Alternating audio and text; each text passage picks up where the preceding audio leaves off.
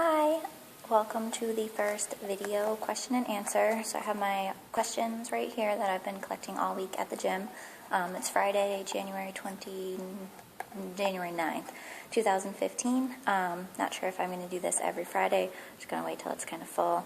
I probably won't get to all of them. I want to keep these videos pretty short. So here we go. First question. Okay, this is a personal question. What was your highest and lowest weights since you've started strength training and working out? Okay, so I've been working out since I was 17, lifting weights. Before that, I was in gymnastics for most of my life, and yeah, I didn't do any other sports. So when I first started lifting weights, I didn't weigh myself. I didn't weigh myself. But when I didn't weigh myself before I started lifting weights. When I started lifting weights, I was 97 pounds. I was 5'2". I actually grew 2 inches from lifting weights. Strength training makes your bones stronger, and I started when I was at a young enough age that it was enough of a stimulus. But I remember my pediatrician saying that was really weird. I was like, I'll take it. So yeah, I started at 97 pounds when I was 5'2". I lifted weights, and really I was kind of very scrawny skinny, so putting on some muscle mass was good for me versus having a gymnastics body, just being long and lean. So I went from 97 to 103. It probably took about a year to do that, and then I went to college, and I don't know when I got taller, but sometime in between college, I lived in a dorm. I went to college for 3 years. I lived in a dorm for 3 years. So I gained a little bit of weight. Not the freshman 15, though. I joke that it took me 3 years to gain 10 pounds in college. But as a young adult, you gain weight during that period anyway, completely natural, completely healthy. So now my highest weight when I was 5'4", I am 5'4", was 118 pounds. And I've hit 118 pounds twice. Both times were for medical reasons. The first time I had a really bad stomach problem, so I wasn't digesting my food enough, and I just had a lot of gunk. And I went to an acupuncturist in Peterborough, New Hampshire, who cleared that all up for me. And then I got back down to kind of my happy, normal place. I can maintain 112 to 114 without really dieting or trying. That's just where my body wants to be. And then the second time I got up to 118 was when my hormones were a little off. That is a whole nother story. But right now, I am 112 to 114 again. Next, I am currently on a diet that has me on 1,400 calories. My girlfriends are starting a diet that removes 500 calories a day from their diet. Can I do that one too? I don't know who this is from. This is anonymous. Because you're asking this question, then you kind of already know that it is probably not a good thing. I don't have enough information here to really give you specific advice, besides just saying no, don't do both diets. I don't know how much you were eating before you started the 1,400 calorie diet, so I don't know how much of a deficit you're eating at. For example, if your metabolism was only 1,500 calories and that's what you were maintaining at, and you only dropped to 14, which was only a 100 calorie drop, that's not that extreme. But say this is the first diet you've ever been on and you were really overeating before, and you have a 500, 600, 700 calorie surplus already, and you're seeing a lot of results, then no, definitely you don't want to make that extreme. And if you're seeing results, don't change what you're doing.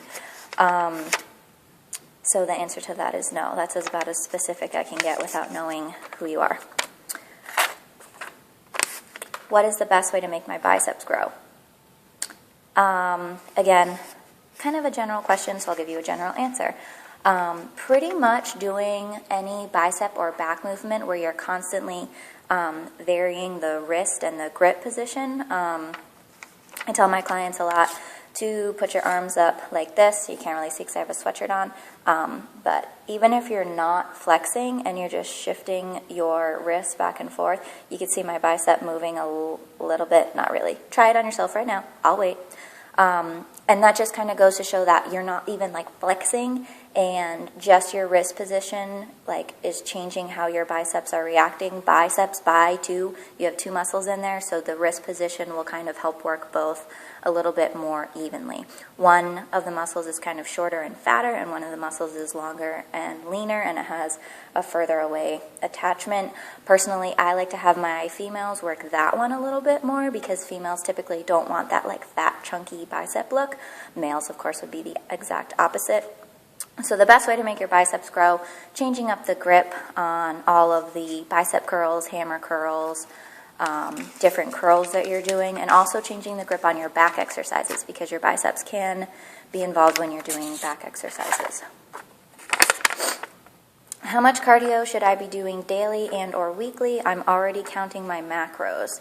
So back up a second for people who don't know, counting my macros just means that he or she, again it's anonymous, he or she is keeping an eye on how many carbs, fats, and proteins that they're eating in a day. As a way, that's their way of dieting. That's the way I recommend. That's how I teach everyone to do it. Count your macros. If you want to do it, get a MyFitnessPal account and just start recording things and see what your macros kind of are already, and then you'll know where to go from there. So back to the question, how much cardio should I be doing daily or weekly? It depends on how long you've been counting macros, and it depends on how extreme your diet is at right now compared to what your maintenance metabolism is. I personally like to recommend that people get as much leverage out of manipulating their macros as possible before you start to add in the cardio. My first biggest question would be, are you doing strength training? If you're strength training, then that's going to burn calories in a more beneficial way because the burned calories in your workout will continue to work for you because you're going to be building muscle, which is a metabolically active tissue and will continue to give you results that way. But you don't want to be doing cardio daily. That can lead to overtraining and just kind of like boredom and not feeling motivated, and you'll probably start to hate it and not want to do it at all. So how much should I be doing weekly?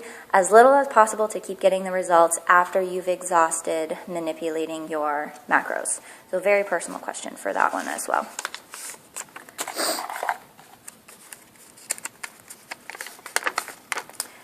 How many times a week should I be working my core? Well, if you're doing a very bodybuilder style diet or workout plan where you have a back and biceps day, a leg day, a chest and triceps day, etc., you can make core its own separate day, or you can add core to 2 or 3 of those days, depending on how many days a week you're already working out. Or if you're even just doing total body days for however many days you're working out, or if you're doing something more functional with Olympic lifting or CrossFit, or you don't split up your workouts by body part. If you're doing something more functional, like the latter half of what I just said, you probably don't need any extra direct core workouts because what you're doing is really encouraging spinal stability and keeping your body really tight, and your core is the center of all movement. So if you're doing a lot of explosive things, clean and jerk, deadlift's not really explosive, kettlebell swings, really heavy squats, all that stuff is going to require your spine to be straight and have really good posture, and that will work your core too. If you want an answer, if you just want me to say a day, how many times a week should I work my core? 2. But there's a lot more to it than that. Last question real quick. What type of protein is the best, and what brands do you recommend? Okay, whey protein. There's vegan protein, vegetarian, soy, never have soy. Pea protein, rice protein. All that stuff is good and all that stuff has its place, but just as like a blanket recommendation, just get whey. It's really, really simple. Everywhere has it. As far as supplement stores, Amazon, bodybuilding.com, I have some at the gym. You can use it whenever. Each scoop should only be like 100 to 130 calories, depending on how much carbs and fats they have in there.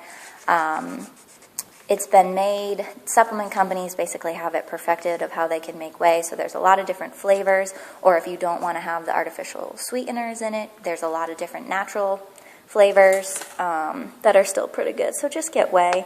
And what brands do I recommend?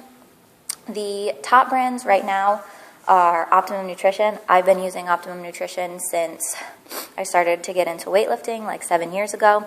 They've been around forever. Their brand of whey is called 100% Whey Gold Standard, and they have seriously like 20 flavors because they've been around for so long. So if you get bored of the like chocolate, vanilla, strawberry, that all companies make those flavors, Optimum Nutrition has a bunch of funky ones. And I recommend the desserty flavors over the fruity flavors.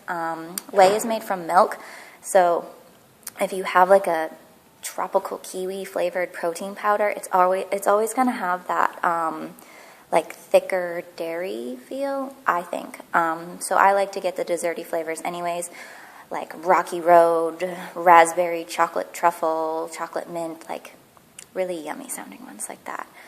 So Optimum Nutrition is my top brand. Cellucor is also very good. Cellucor has a little bit of digestive enzymes in it too, and even though whey doesn't bother a lot of people, some people it does bloat them just a little bit, so the digestive enzymes can kind of mitigate that. They have really good flavors. They're a newer company, but they still have like 8 flavors. And also a third brand that I like is Dymatize, Dymatize. They've been around a long time too, and anytime Optimum Nutrition was out of stock for whatever reason, I would get that brand, and tastes alright, never had any issues with it. So that is all the questions that I'm going to answer right now. 6 or 7 questions, took about 12 minutes. So I hope you enjoy this video. I hope that answers some of your questions. If you have any more questions, keep dropping them in the box at the gym, or you can leave a comment below or on the Facebook page. So thank you for watching.